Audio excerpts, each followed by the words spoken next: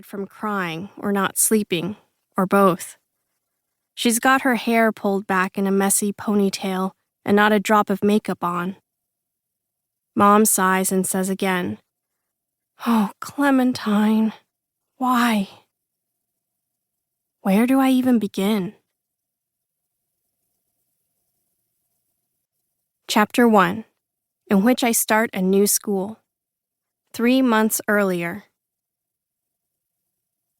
My name is Clementine, and ever since my younger sister Halley died 2 years ago, I have not been right.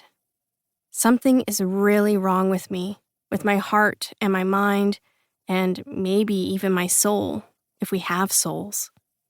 One typical autumn day when I was 12 and Halley was 9, we went to school at Morning Glory Montessori like we always did. We ate toasted frozen waffles in the car because we were running late. We forgot to kiss Mom goodbye because we were running late. We dropped into our seats in our different classes just before our teachers called our names in roll call because we were running late. "Here." I could hear Halley respond from down the hall. "Here," I answered my own teacher a nanosecond later. Halley did her 4th grade stuff, state capitals and long division and tuck everlasting. And I did my 6th grade stuff, negative numbers and ancient Greece and the giver.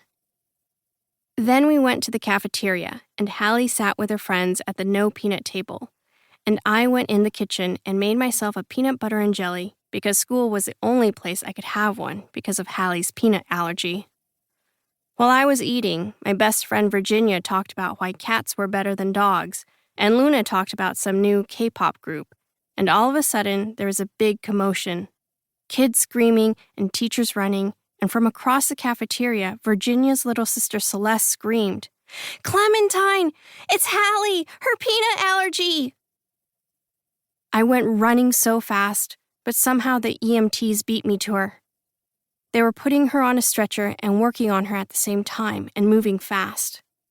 "I'm her sister," I kept saying to them, and to Halley, "I'm right here, you're okay."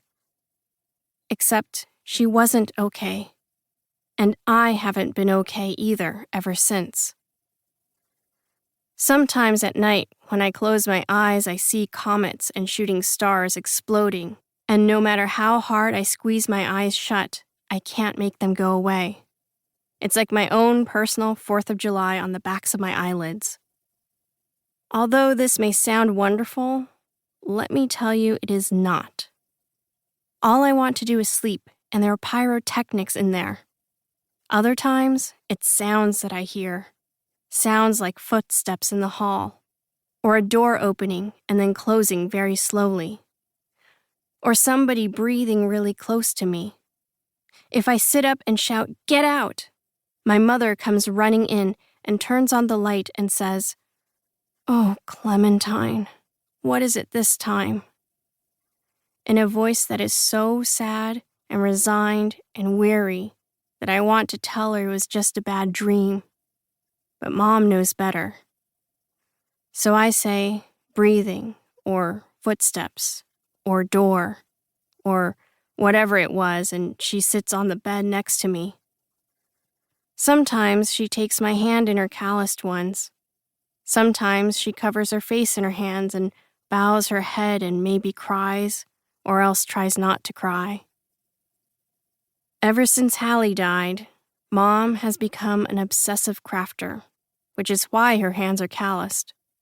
From holding knitting needles and felting needles and hot glue guns, darning needles and crochet hooks and yarn and embroidery floss.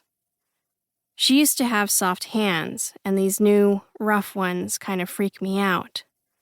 Like someone took over her body and replaced it with a hard shell. All the craft projects freak me out too. Suddenly we have pillows with dumb sayings everywhere.